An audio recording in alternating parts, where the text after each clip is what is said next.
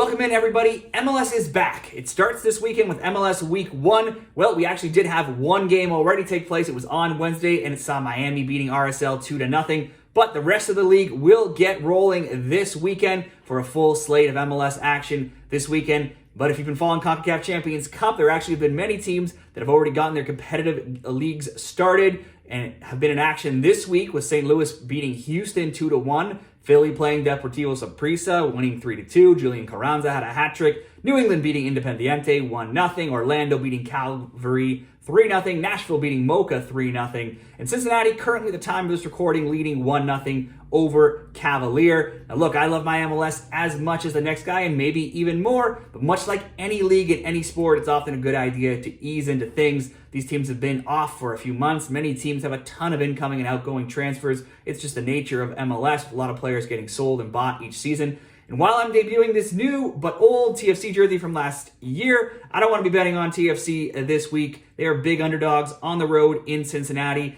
And while they simply cannot be any worse than last season, they do have Canadian international coach John Herdman now as their new manager. They could possibly be just as bad. They have mostly the same team, unless they can stay healthy and get some buy-in from big name DPs Insigne and Bernardeschi. They certainly could be in for another long season. Cincinnati should win this game. They're at home. They're big favorites. However, like I said, they are playing Thursday night, so that'll be a short turnaround. They also did sell one of their top players in Brandon Vasquez to Monterrey, so they'll be missing him as well. So we're just going to steer clear of that. Also, I had a whole bunch of notes ready for the Dallas and San Jose game, but doing some research, I see that new signing from Benfica, the $10 million man, Petar Musa, doesn't have a visa yet, so he is not in the United States. Meanwhile, Jesus Ferreira and Paxton Pomacale could miss out with injuries. So, all those missing players from Dallas, I'm just going to have to leave that one alone for now. I'm certainly not betting San Jose on the road. These teams do draw a lot, mostly 1-1 as well, as in fact 5 of their last 6 meetings have ended 1-1. I'll be breaking down MLS picks all season long, so if you enjoy these picks and the stats, be sure to give the video a like and subscribe to the channel. Okay, let's jump in to the picks. I've got one parlay starting on Saturday. It's going to Columbus and Atlanta. For me, this one jumped right off the page as soon as I looked at the Week 1 games. It just has to be goals here. We have the current champs Columbus playing Atlanta in a playoff rematch. They played in round 1 of the playoffs last year. These teams had met, with Columbus winning 2-0, Atlanta winning 4-2, and then Columbus winning 4-2. All of those teams won at home. In the regular season, they drew 1-1, and Columbus won 6-1. So lots of goals in those 5 meetings. Now, I could go through a whole host of stats from last season, but in short, these two were some of the top offensive teams across the league in MLS, and they were not so tight defensively, though, either. They were 1-2 in goals for in the regular season, with Columbus scoring 67 and Atlanta 66. Columbus was first in XG, Atlanta was 8th. But the 53 goals Atlanta conceded were the most of any playoff team. And Columbus's 46 goals they allowed weren't a whole lot better. Atlanta saw 71% of their games go over 2.5. That was tied for the most amount. Columbus saw 59% of their games do the same. They were the two top both teams to score teams if you were making bets on that prop. 74% for Atlanta, 71% of the games hitting that prop for Columbus. For Columbus, I ran this stat back almost every week for the crew all season. They had played 46 overall games if you look at all their competitions, and there were at least 2 goals scored in 43 of them. In those 46 games, they scored in 42 of them, but they also conceded in 35 of them.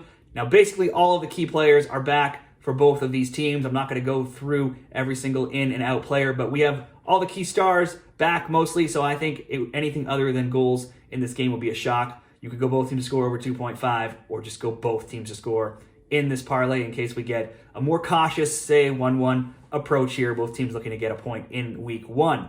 But to make this better, that won't pay enough by itself, so let's add 2 more results. We'll go Philadelphia and Chicago. This is basically the same Philly team that finished 4th last season and lost 1-0 away to Cincinnati in the conference semifinals. Now, Philly, like always, was strong at home last year. They were 10-6-1. And Chicago, like always, was poor on the road. They were 4-3-10.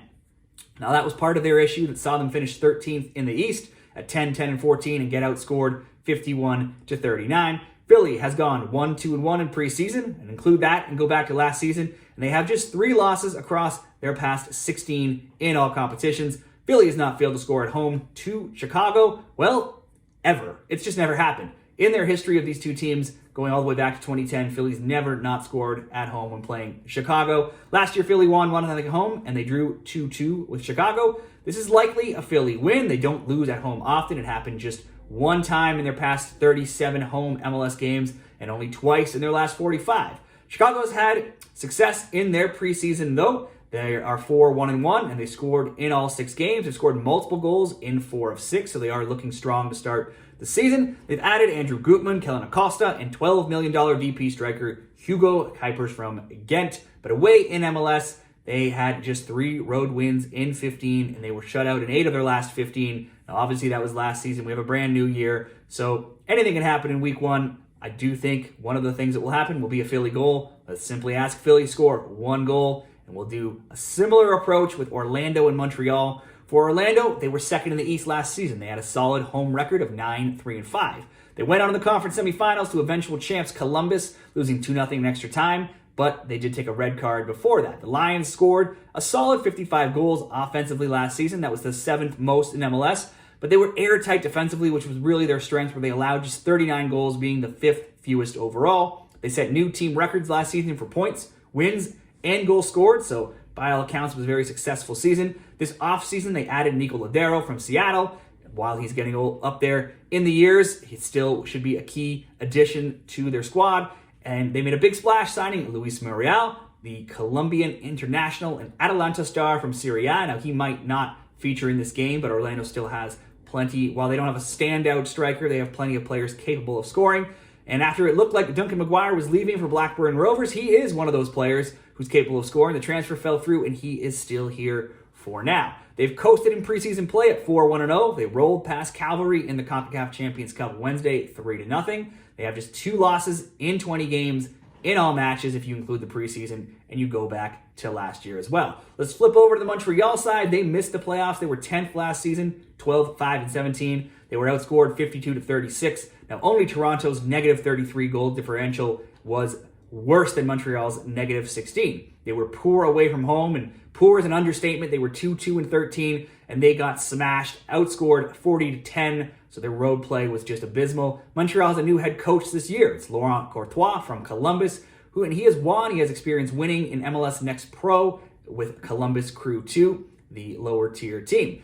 And they have brought in attackers Dominic Yankov and Matias Kokaro, and as well, MLS legend Joseph Martinez. Another guy, though, getting up there in years, but still should be capable of getting a few goals for Montreal this year. They should be better this year, but they drew 1-1 and lost 4-1 in preseason so far, and they still have just 1 win in 11 in all matches going back to last year. On the road, they have 1 win in 12, and they've allowed multiple goals in 11 of those 12 road games. Again, that's last year, not this year, but they need to have a lot of work to do to turn around that road form. They may be better this year, but they're probably not better enough to beat Orlando on the road here. The semifinal loss to Columbus was the only time in 15 MLS games Orlando failed to score at home. Last year, Orlando won 3-0 at home to Montreal. Montreal won 2-0 at home to Orlando. And home teams in this head-to-head have won each of the past 5 games.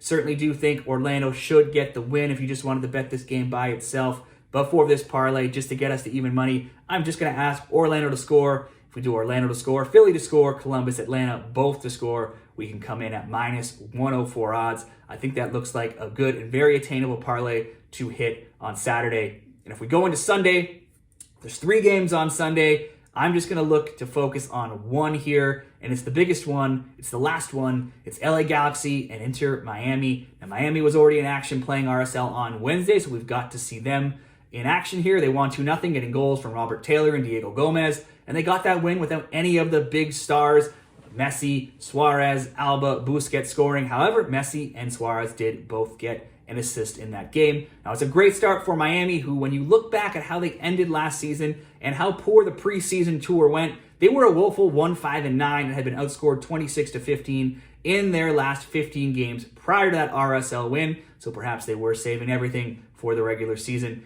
We shall see. For LA Galaxy, they were awful for much of last season until a late surge made them hang around the playoff conversation for a bit, but then they went into the tank at the end, and they finished 13th in the West at 8-12-14. They had 51 goals for, which was good, but the 67 goals allowed was a league worse, and it was an 8 more than Toronto's terrible defensive record, giving up 59 themselves. The Galaxy were one of the highest over 2.5 teams at 71% of their games having 3 or more goals. 68% of their games saw both teams to score. And you can see some very clear evidence of this is how their season ended. If you look at how they finished, their last scores to end the year were 4-1, 2-2, 5-2, 2-1, 3-3, 3-3, 4-3, 4-2, and 2-2. Their preseason has not gone well, so it's not looking like much might change so far. They're 1-1-4, and they've been outscored 15-7, so that defense still looks abysmal. Gone this year is Chicharito, and so is Douglas Costa. Now, neither of those players really contributed much last year, and Chicharito was injured for much of the year as well. Coming in to replace them, they have DP wingers Gabriel Peck from Vasco da Gama in Brazil and Joseph Pancil from Genk in Belgium. Now, Pancil might not feature this weekend, but between Peck and as well as Ricky Puig and Dejan Jovalic, they will create a potentially lethal attacking quartet, or at least trident, on week 1. But their defense still has issues and hasn't really been addressed much. There's only one previous meeting back in 2021 between these teams, and LA won 3-2 on the road. And I can only see goals happening again this week as well. You always have to expect Miami to score with the players they have, but away from home, they've allowed a goal in 17 of their past 18 MLS games. I think LA at home in their season opener, they have enough talent to get on the score sheet. Let's go both teams to score over 2.5. It won't pay a lot, but you can